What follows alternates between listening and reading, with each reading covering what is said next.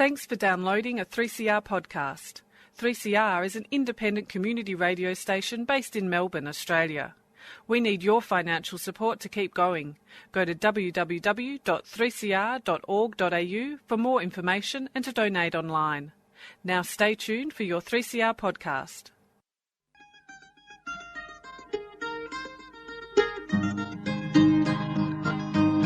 We're putting up new buildings, we're knocking down the old.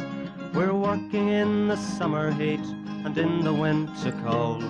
And the labour power we sell, me boys, for a hard-earned weekly pay produces mighty profits for the greedy MBA.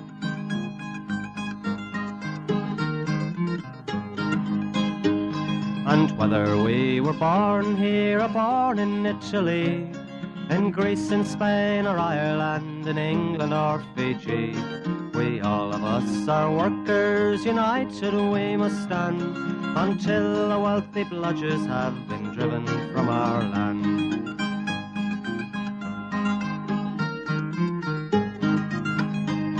We faced deregistration, it backfired in the face. We're not fooled by arbitration, we won't stay in our place. We hit the bosses hard and fast to win and keep our gains, and break a couple of concrete pours to back our log of claims. So keep your powder dry and hold your head up high. It's class to class and face to face, our limit is the sky. We've got a fighting history and we never will be cowed. Our builders' labour is a name to make a man feel proud.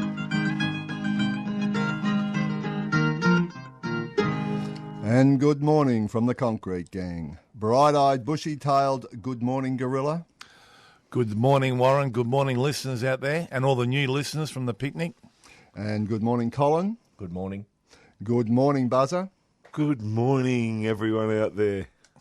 Good morning, Annie on the panel, and String Bean looking after the technical support of the new podcast facility that the Concrete Gang has available to you. Get on to the 3CR website and go straight to Concrete Gang, and you will get the dulcet tones of the Concrete Gang anytime you want it. And you've got something already. And if you do, you're absolutely sick. But never mind, you're on the Concrete Gang. The award-winning Concrete Gang. On Thursday night, the Concrete Gang was recognised for their services to broadcasting. You talk enough shit, you end up believing it. The Concrete Gang has been awarded the Golden Microphone. The Golden Microphone, the Spirit of 3CR Award for 2015 for services to broadcasting and renovations. Indeed, the Concrete Gang, bright-eyed and bushy-tailed every Sunday morning on Community Radio 3CR 855 on your AM dial. And let's start talking about the picnic. The picnic, bigger than Texas, mate. There was apparently 22,000 people went to the Caulfield facility for the picnic. That's not counting prams and pushers. So there's another 40,000. You want to see the prams and pushers. It was massive, and I think everyone had a great time. The live music, the rides and all that. We had a lot of people handing out the new Concrete Gang fridge magnets and all that. People love them. So hopefully we got all the new listeners this morning. Plus also there was a bloke seen going down the slide. Now, I thought the slides were for those kids, but there was a bloke, big pumpkin head, going down there. Apparently he got himself in a bit of trouble on the second jump and took a bit of skin off his knees and his elbows and all that. So to Johnny Manus, leave it to the kids, me old mate. That's right, Johnny, baby. And the Geelong picnic wasn't too bad at all. I think we had 3,900 there.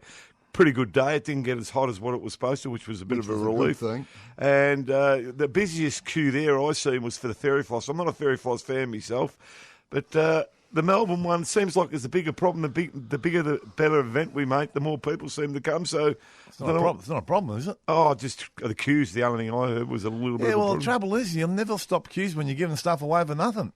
Yes. I mean, I can't understand the argument about this. Oh, there's queues. Well, of course there is.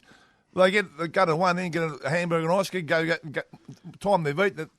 the other end of the queue queuing up again. So Can I tell you, I come last in the over 35 100-metre sprint, and I think this time they had a category for over 50s because I'm a bit far past 35. Well, we had a bloke used to run at Mooney Valley very famously, and we used to get a bill every year for about $5,000. You had to put the lights on, wait for him to come home. But I won't mention Warren's name. But anyway, now it seemed to go. All the picnics seemed to go well.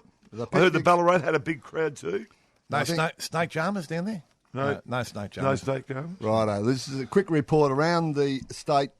The picnic went off very well, but of course the picnic is actually in Wodonga tomorrow and also in Mildura tomorrow. So everywhere else it was last Monday. It was a huge success. The police actually took some on-the-spot fines against the people organising the traffic management because the streets around Caulfield were blocked off, and that had an effect in the end on the Monash Freeway. So anyway, all good. People enjoyed it. But I got to say, the highlight of the day for me was when the news came through that Nigel Hadgkiss had resigned as the director of the Fair Work Building Commission. Unfortunately, by the time I got home, he'd withdrawn his resignation, and he's now just on extended sick leave. Smell a rat. Smell a rat. I've got to tell you, the whole picnic just lifted when that news came out. If you could Did they announce that on the speakers, or what did they do? Well, I got to say, Nigel Hadgkiss is off on sick leave at the moment. Oh dear, how sad. And he has been named in a legal matter before the courts at the moment. And it's an equal opportunity matter, methinks. Stay posted for further updates. It should be interesting. Righto. The other thing that happened this week, of course, was the blackmail charges that have been laid against John Shetka, the Secretary of the CFMEU Construction Division in Victoria and Tasmania, and Assistant Secretary Sean Reardon. This is, of course, unprecedented. Never has blackmail been used as a criminal offence for industrial campaigns or disputes. It is unprecedented. In fact, the last time the common law was used against unions in this way was probably back in the 19th century, and that was the shearers' strike, and the charges were conspiracy. I might add, a lot easier to prove than blackmail. But anyway, our good friends from the Hercules Task Force, Turk, they had decided that they would avoid the media scrum, they said, and arrest people, in the case of Sean Reardon, at his home, and in the case of John Shetka, while he was driving his wife and family home from a visit to the Victoria Market.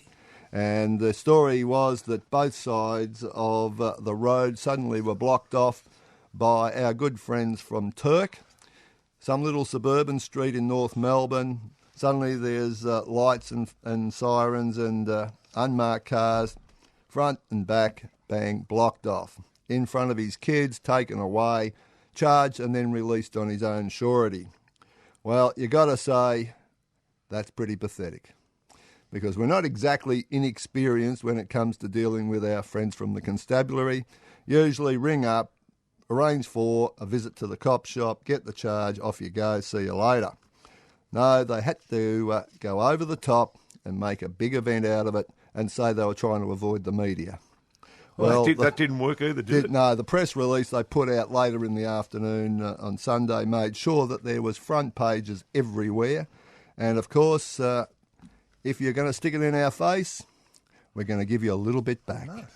And the bit back was the rally on the following day, when on the Tuesday morning we had the rally in William Street in front of the Magistrates Court, supported by a huge range of unions, and of course the bulk of the attendees were members of the CFMEU from the inner city job sites who turned up and supported the Secretary and Assistant Secretary. Well done, boys. It was worth listening to just for the chanting, till a certain party ran out of breath. And that will be featured, of course, on the podcast. The Perkmeister somehow just dropped the old volume for a second. We've got it here. and we're going to play it for you now. I mean, what a voice so far. Quite the yell.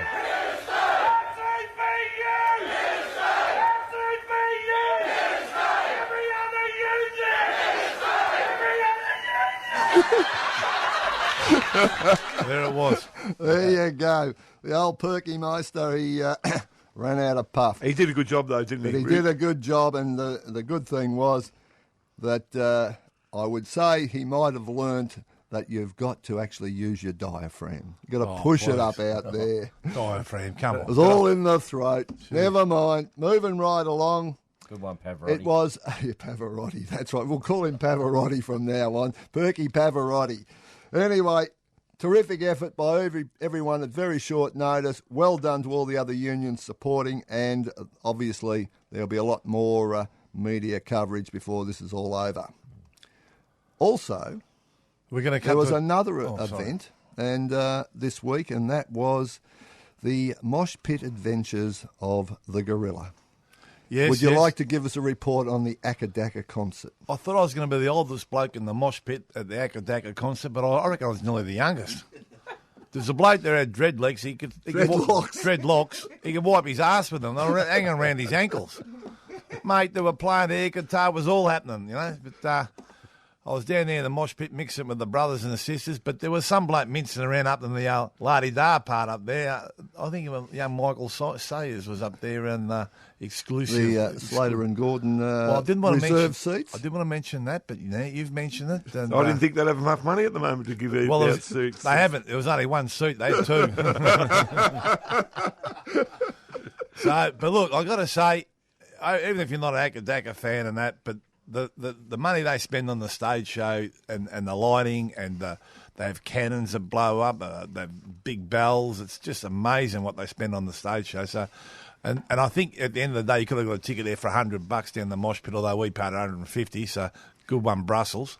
But anyway, no, it was a great night, and it's all about rock and roll. It's just a simple pub band that started off years ago. I think we all used to go soon. We used to drink with a few of the boys there years ago down the Matthew Flinders, and here they are now. They had concerts with 100,000 people on 2 nights in Melbourne. They used to argue about who's going to buy the cigarettes. Well, I don't think they're arguing about that anymore, but the few have dropped off along the way, and I think Angus is the last man standing, but well worth the money. I hope they last forever. So we'll cut to a track. Isn't one of them still stationary in New Zealand? Yeah, he is. He's a more drugs than Keith Richards, old that bloke. He did an interview the other day. He didn't have any teeth in. Forgot he put his false teeth in. I think he might be. Anyway, like he said, I've got all this money. I'm going to party. I'm going to burn it up partying. I think he's done a good job of that. So anyway, we'll cut to cheerio to Phil Rudd. Yeah, cut to a track. Rock or bust.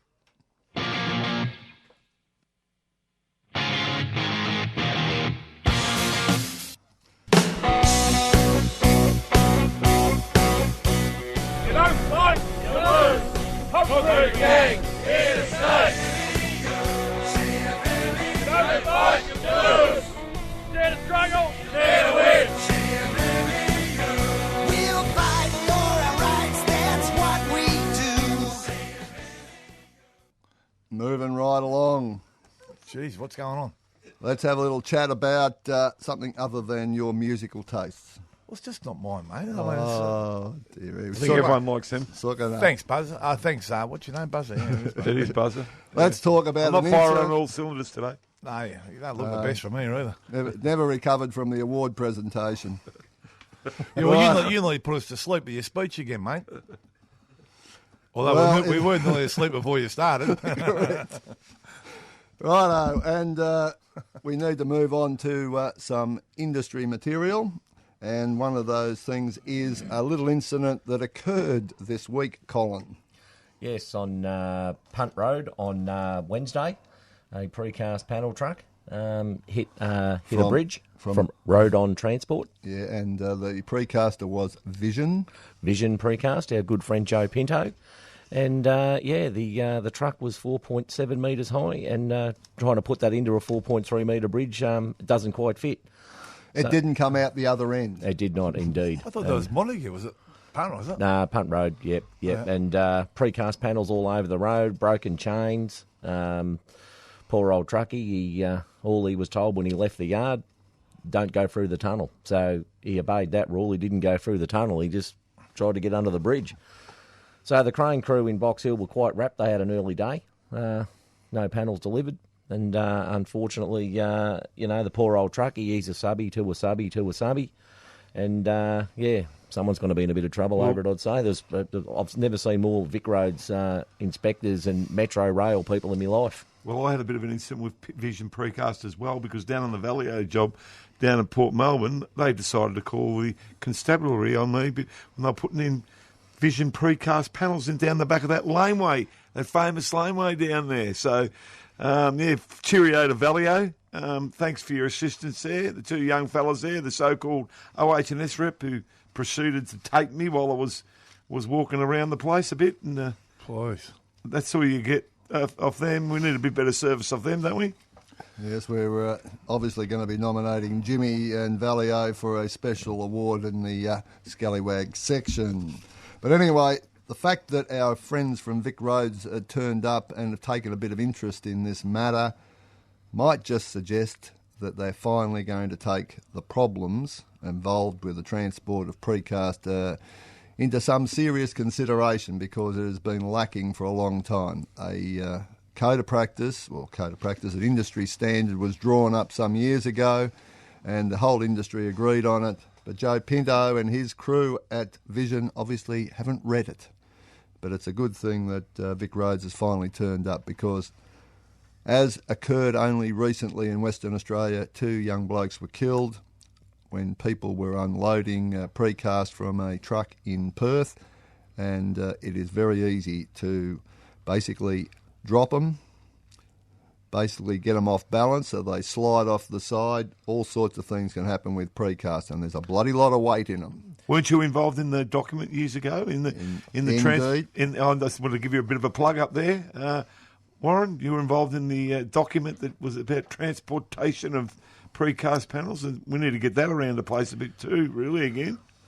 Yeah, you're right. But can I just say, if that truck would have been in another lane, not the inside lane, the middle lane or the outside lane, one of the panels that came off the truck would have speared straight into the side of a car, no problem at all. And that would have, any passenger in the car would have been good night, or anyone in the back seat of a car on the passenger side would have been gone completely. Pure luck. A bit like an incident down in Racecourse Road some years ago, which was supposed to be the start of a whole new practice, industry standard. I went to that one. And it was amazing that peak out that no one was injured, no other cars were hit, and that bloke hit the bridge at high speed. Righto, now we also have to do some unfortunate RIPs for a number of members of the CFMEU who have passed away in the last week. Obviously, Johnny Parker, who lost his fight with a brain tumour. Paddy Haynes, again, who lost fight with cancer. And Laurie Cross. Yeah, Laurie Cross, well-known rigger dogman around Melbourne for many, many, many years.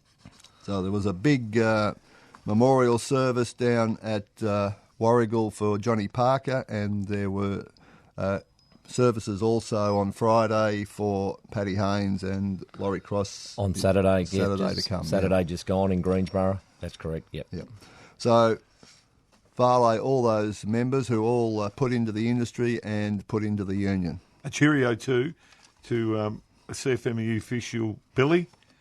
Billy out there had a bit of an accident where he come down in St Kilda Junction there in the middle of the road, and he's ended up with broken wrist, which is not a good injury to get this close to Christmas, but he's come. And when we said we didn't take any falls this year, we did take one fall last week, and all the best to him in his recovery from that. Might be a blessing in disguise, that one. He just got his motorcycle licence, so that'll keep him off the throttle for a while.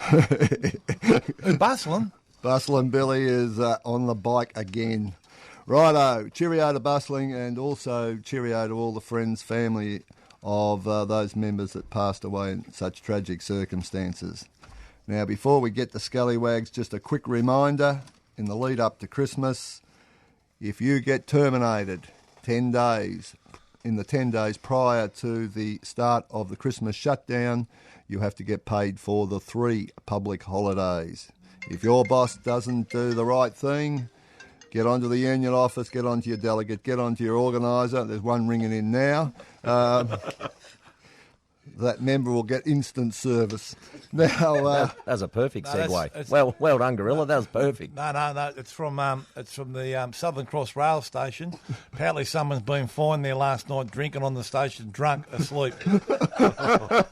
Now, By the way, you could have got me there 5 minutes earlier. I had to wait an hour after that too. did I mention any names? Had to wait an hour for a train there. Did I mention any names? we went through the booze bus and we got cleared. Oh yeah, forgot about that. But we won't say the same for those travelling on Lucky public I wasn't transport. Righto. Now, just back to those last couple of things. In the lead up to Christmas, keep reminding people, work safe. It is damn dangerous as the push goes on to get things finished by Christmas, which is impossible, and everyone knows it, but they keep pushing. And second last thing is, in the show before we go to Scallywags, you also have to be paid in advance of the actual shutdown. You are not paid on the day or after the day. You've got to be paid under the award in advance so that you can get it checked out and you don't suddenly find when the industry's closed down that there ain't no money there. Righto, Scallywags. We have a few. Pumpkin. Probably a bit unfair, but never mind. Just a bit of a joke. The old pumpkin going down the old slide. And we've got a special award we've started now. It's called the Michael Clemenger Suki Suki Lala Award. Yeah. And that's going to be awarded to Mal Rittel. Oh, he wasn't. Mal, you just sooked too much. Okay. Cop it on the chin, mate. You should have copped it on the chin. You didn't. And all those SMSs, all those phone calls have just got you the Suki Lala Award. The lady doth protest too much, methinks. That's right. Now, special mention goes to Joe Pinto and Vision Precast for that incident that could have been an unmitigated disaster. Randall Fuller and Pro Build for facilitating the entry to site of the ABCC, Nigel Hadgkiss's crew, and actually putting the finger right on the shop steward out at Werribee. What was Randall thinking there? What was he thinking? Randall wasn't thinking. I think. Randall never thinks. Righto, Johnny Hollins for their little effort out at Ravenhall the other day, calling the coppers yet again. Won't be forgotten, John Hollins. Jimmy from Vallejo for his little effort in calling the coppers. Steve Broadhead.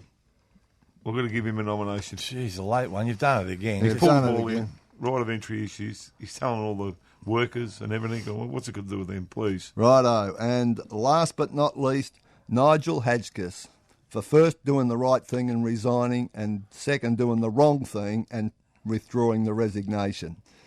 Okay, gentlemen, who is the Scallywag of the week? You've mixed up two, because there's two separate awards there, the Scallywag and the Suki Lala. Well, he just wins the Suki Lala automatically. Nomination is enough. That's right. Righto, who are we going for actual Scallywag of the week? Oh, I don't know. I like Nigel because I reckon, putting in your resignation and then, a couple of hours later, couldn't make his mind up what he wanted to do. And because I got so excited when I heard he was gone, and then I was so disappointed. And then so disappointed. I was up so high and then down so low so quickly. So, Buzza? I like Nigel. Oh, Randall Fuller. Yeah, I like Randall Fuller, yeah. Nigel Hadgkiss, just is Nigel Hadgkiss. What can you expect? Yeah, exactly. But Randall Fuller. He should know better, shouldn't he, Randall? Oh, mate, please. He's come off the interchange bench like Teddy Hopkins. I mean, please. Randall, go back to the office, son. Keep out the way. Fair to say Randall's Fuller. Well, Randall Fuller's won it. Congratulations to Randall Fuller. Another award for Pro Build. Congratulations, Randall. Scallywag of the week. Well, what else we got before we... Well, I'm just going to introduce the track that I've got to finish off the show. This is an Archie Roach song. It's going to be performed by Dan Sultan and Emma Donovan, two young Aboriginal performers who were in great voice out at the Thornbury Theatre where there was a 25th anniversary show for Charcoal Lane, a album put out by Archie Roach back in the 80s. Sensational show, sensational artist, and this is a dedication to Archie and that album from Dan Sultan and Emma Donovan. So we'll go out in the same old way. Dare to struggle, Dare to win. If you don't fight, You lose. Good morning from the Concrete Gang. You've been listening to a 3CR podcast produced in the studios of independent community radio station 3CR in Melbourne, Australia. For more information, go to allthews.3cr.org.au.